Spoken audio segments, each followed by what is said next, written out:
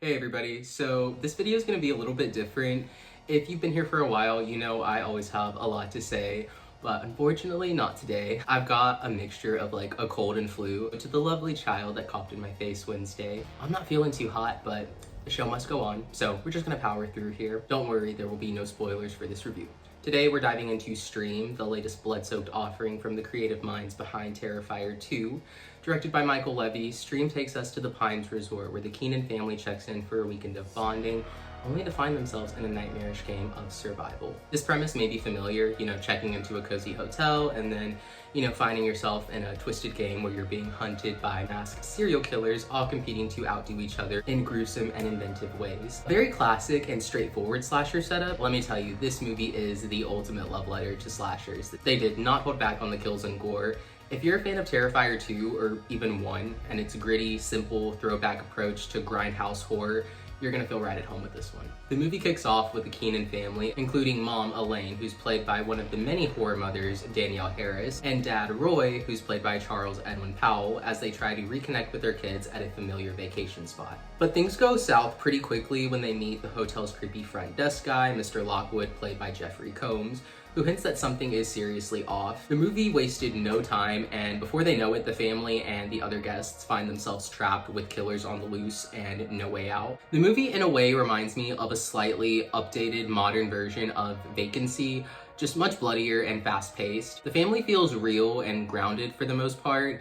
Video game obsessed son who streams, out of control teenage daughter who's sneaking out, the concerned mom, and the dad who works all the time. Very relatable family dynamic. The parents are seen at least trying with their kids, so it makes it just that much harder once the killers show up. Most of the characters in this film are pretty expendable, but in a way that's kind of the point. However, I did like that the family was set up as well as it was to give that sense of dread of all of them surviving. The movie has a nice balance of serious horror and murders going on while also being very tongue-in-cheek about things.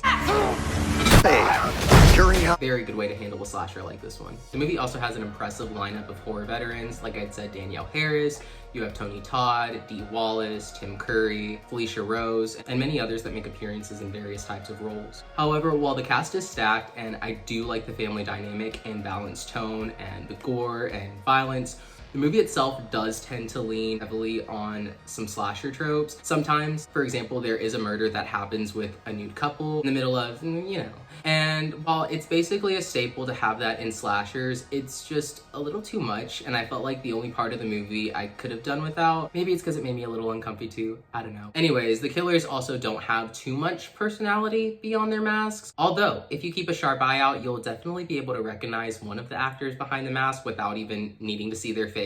Very expressive actor, if you get where I'm going with that. And the game that they're playing feels more like an excuse to showcase the next brutal kill than, say, a fully fleshed out narrative, which, let's be real, you're here for the gore, And Stream delivers that in spades. I'm glad it was just like a haunted house of different murders taking place during the game type of movie. Much more appropriate for this kind of movie and its vibe. This is a true sit back and watch the gore and mayhem for 90 minutes. Never mind, this movie's 2 hours. Didn't feel like it. Much better of a slasher than In a Violent Nature. That movie had the one kill. You all know what I'm talking about. Cool. This one had multiple standouts and even better effects, in my opinion. Doesn't really apply in this situation because your curiosity. Damien Leone is a true legend when it comes to practical special effects. He is the man, and all of the kills, even the ones that were a little bit less gnarly compared to some of the other standout ones, really hit the mark because of the effects. So I can't give enough props for the movie in that department. Speaking of that, the kills are gruesome and relentless. They just keep equals more points. coming and coming, and though they can start to feel repetitive after like a second, the chases and jump scares keep you on your toes and fully entertained. At 2 hours long, this movie could have benefited from trimming some of the fat, maybe, especially as it reaches a somewhat tacked on ending that feels like it's just there to include a few more horror icons, but I'll never be mad at seeing some of my favorite horror actors return to the big screen. Even though the movie could have been shorter and done without that ending, it didn't virtually do any damage to the movie. Also, I loved the music in this movie. Very similar music to Terrifier.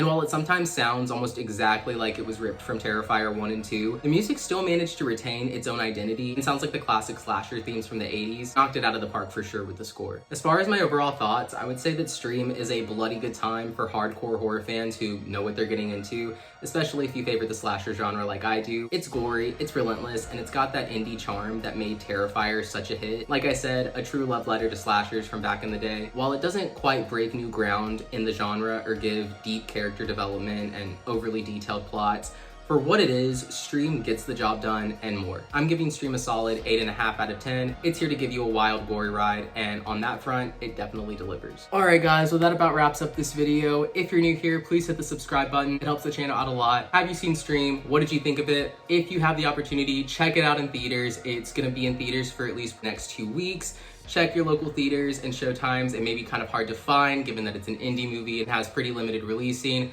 Check it out in theaters if you can. You will not regret watching this slasher on the big screen. Unfortunately, if you can't make it to the theater for some reason, it just dropped on streaming today. Check it out. You won't be disappointed. As always, thank you guys so much for your support. Don't forget to like and share, and I'll see you guys soon.